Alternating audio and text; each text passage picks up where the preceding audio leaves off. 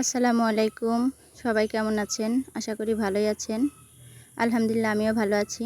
চলে এলাম আজকে দেখাবো কিভাবে কাঁঠালের বিচি ভর্তা করলে এইভাবে ভর্তা করে হাতে মেখে অনেক সুস্বাদু হয়। স্কিপ না করে পুরো ভিডিওটা দেখার অনুরোধ রইল। এবার দেখেন আমি কয়টা কাঁঠালের বিচি ছিলে নিয়েছি।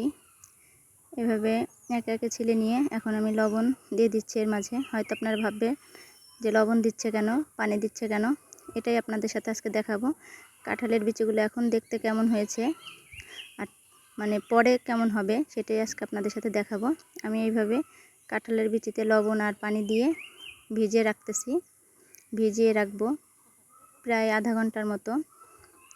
যখন আপনারা করবেন তার আগে এগুলো আর কি সিস্টেম করে রাখবেন। দেখেন কত সুন্দর হয়েছে কাঁঠালের বিচিগুলো। দেখেন একেবারে পরিষ্কার হয়ে গেছে। লবণ আর পানি দিয়ে যখন 20 মিনিট ভিজিয়ে রেখেছি তখন কষলিয়ে ধুয়ে নিয়েছি। দেখেন মাশাআল্লাহ কত সুন্দর হয়েছে। এখন চলে যাই অন্য কিছুর কথাতে।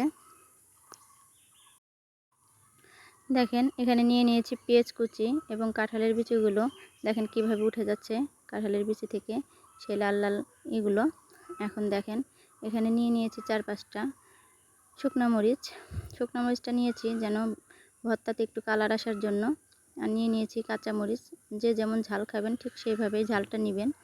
তো আমি এখানে বেশি একটা ঝাল দিব না, মানে একটু কম ঝালেই ভর্তাটা করব। এখানে নিয়ে নিয়েছি 2টা রসুন নিয়ে নিয়েছি, আস্ত রসুন ছিলে নিয়ে নিয়েছি। এইভাবে চলে আসলাম। কাঁঠালের বিচিগুলো একটা কড়াই বসিয়ে দিয়েছি চুলাতে। কাঁঠালের বিচিতে একটু সিদ্ধ করে নিব, আমি ভেজে নিব না, সিদ্ধ করে তারপর ভর্তাটা করব। দেখেন পানিটা যখন একেবারে শুকিয়ে গেছে এভাবে জাল দিতে দিতে পানিটা একেবারে পুরোটাই শুকাবো। লবণও দিয়ে দিয়েছি যেন এর মধ্যে লবণটাও ঢুকে যায়। লবণটা দিয়ে আর কি সিদ্ধ করলে লবণটা আর কি স্বাদ বাড়াবে। দেখেন এভাবে আস্তে আস্তে নেড়ে চেড়ে আমি যতটুকু পানি আছে সবগুলো পানি একেবারে শুকিয়ে নেব। একেবারে যখন কড়াইয়ের সাথে লাগা অবস্থা হয়ে যাবে ঠিক তখনই আমি এটা নামিয়ে নিব। এভাবে নাড়তেই থাকবো। এভাবে নেড়ে এই যে কাঁঠালের বিচিগুলো একেবারে শুকিয়ে নিব। নাড়তেই থাকবো। দেখেন আমি এইভাবে নেড়ে করে নিচ্ছি। আর যদি আমার ভিডিওটি স্কিপ না করে দেখবেন, আমার ভিডিওটি যদি আপনাদের কাছে একটু ভালো লেগে থাকে তাহলে প্লিজ সাবস্ক্রাইব করে দিবেন, কমেন্ট করে জানাবেন। দেখেন একেবারে শুকিয়ে গেছে একেবারে পানিটা। এভাবে একেবারে শুকনো করে নেবেন। শুকনো করে নিলে মানে মাঝে পানিটা না থাকলে আর বেশি ভালো হবে। আমি এখন নামিয়ে নিয়েছি। দেখেন প্লেটে নামিয়ে নিয়েছি। আমি গরমটাই আর কি গরম থাকতে আর কি একটু আপনি হাতে মাখা দিয়ে রাখবেন বা এগুলো একটু ভেঙে রাখবেন। মানে ঠান্ডা হয়ে গেলে কিন্তু শক্ত হয়ে যাবে। দেখবেন পরে আর মানে যেভাবে আপনি ভর্তা করতে চাইতেছেন সেটা হবে না, দানা থাকবে। তা আমি এগুলো সবগুলোই একটু গরম অনেক, তারপরেও চেষ্টা করতেছি হাত দিয়ে ভেঙে নেওয়ার। আমার হাতে গরম লাগতেছে, দেখেন ভাপ বেরোচ্ছে। তারপরে কষ্ট হলে একটু ভেঙে নিতেছি। আপনারা এইভাবে এগুলো ভেঙে আর কি একটু আধা ভাঙা করে রাখবেন। আমি আধা ভাঙা করিনি, আমি আধা ভাঙা করে এইভাবে ভেঙে সবগুলো আর কি ভর্তাই বানিয়ে রেখেছি। মানে মরিচ পিস ছাড়াই আমি আগে ভর্তাটা বানিয়ে রেখেছি, পরে আর কি সব কিছু মিশাবো একে একে। দেখেন অনেক ভাপ উঠতেছে, তারপরেও দেখেন আমি করতেছি।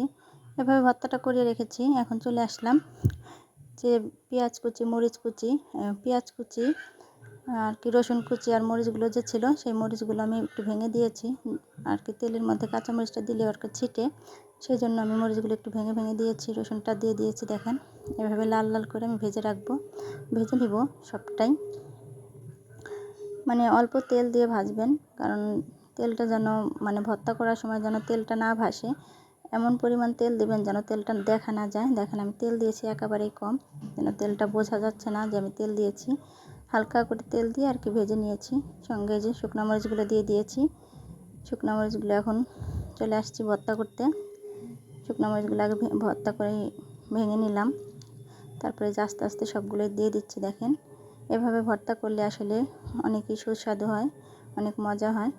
আপনারাও ঘরে এই টিপসটা ফলো করতে পারেন। এই টিপসটা ফলো করে আপনারাও খেয়ে দেখবেন, অনেক স্বাদ লাগবে। একবার যে খাবে সে বারবার খেতে চাবে। দেখবেন যাকে খাওয়াবেন সে বলবে আপনি আবার করিয়ে আমাকে খাওয়ান। তাই মাশাআল্লাহ আমিও খেয়েছি, মাশাআল্লাহ অনেক ভালো লেগেছে, তাই আপনাদের সাথে শেয়ার করলাম। আর যদি আপনাদের কাছে আমার ভিডিওটি একটুও ভালো লেগে থাকে প্লিজ সাবস্ক্রাইব করে দিবেন, পাশে থাকা বেল আইকনটি বাজিয়ে রাখবেন। আর দয়া করে আপনাদের মূল্যবান মতামতগুলো আমার কমেন্ট বক্সে জানিয়ে দিবেন। আপনাদের মূল্যবান মতামত আমার ভিডিও বানানোর উৎসাহ, অনুপ্রেরণা আরও জাগায়।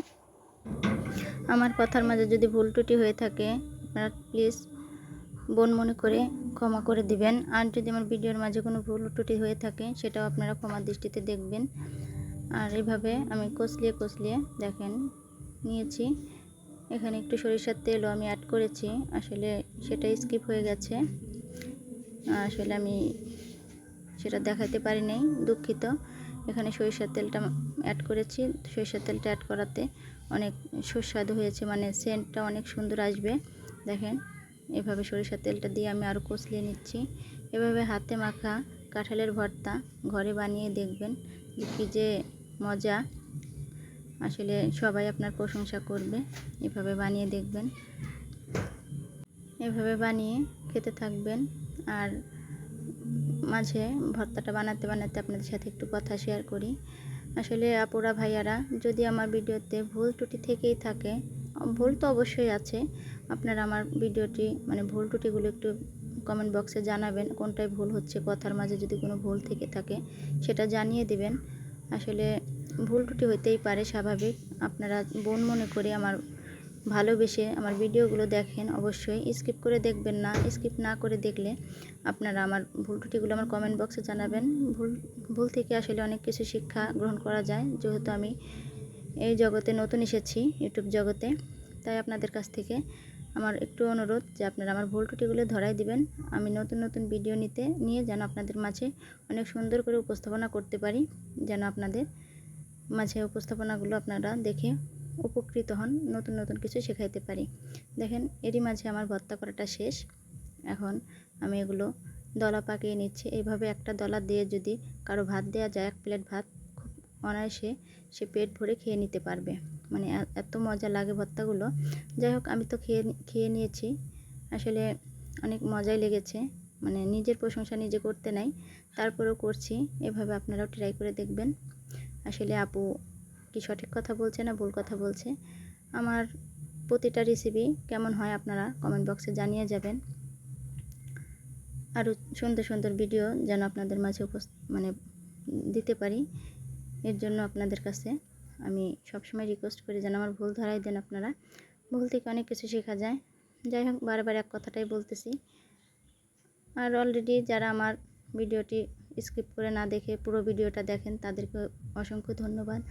আর যারা আমার ভিডিওটি রেগুলার দেখেন তাদেরকেও অসংখ্য ধন্যবাদ। আর যারা নতুন আজকে দেখবেন বা দেখছেন তাদেরকে মন থেকে দোয়া এবং ভালোবাসা, এই বোনটার পাশে থাকবেন। দেখেন এভাবে ভর্তাটা বানিয়ে নিয়েছি, কি সুন্দর, মানে দেখতেও যেমন সুস্বাদু হয়েছে, মানে দেখতেও যেমন লোভনীয় হয়েছে, খেতেও কিন্তু ঠিক তেমনই হয়েছে।